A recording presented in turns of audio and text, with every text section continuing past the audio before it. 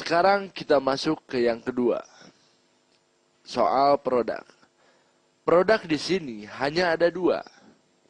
Jadi tidak tumpang tindih. Yang pertama adalah propolis.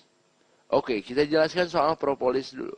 Propolis ini apa? Liur lebah.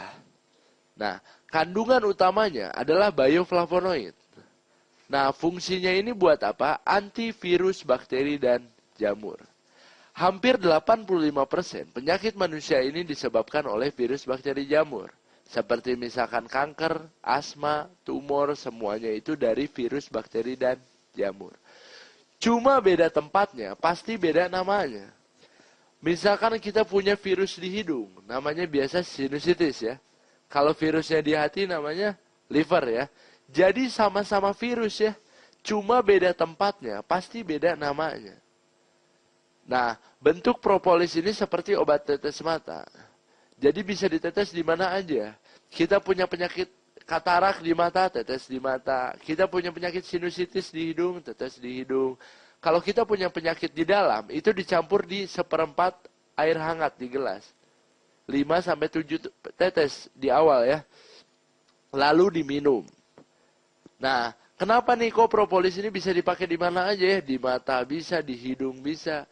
Karena propolis ini bersifat holistik atau menyeluruh. Dan kalau misalkan biasanya kalau kita punya penyakit, biasanya timbul yang namanya detoksifikasi. Detoksifikasi ini apa? Pembuangan racun. Jadi misalkan contoh, misalkan Anda punya penyakit nih. Anda minum propolis, biasanya timbul detoks seperti misalkan buang air kotor, atau maaf, mencret-mencret, atau kalau orang cikal bakal stroke, itu biasa kerasa pusing-pusing di kepala.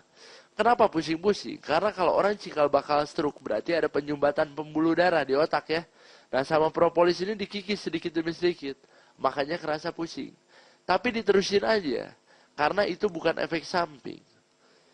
Ketika penyumbatannya sudah hilang, otomatis pusingnya sudah hilang juga.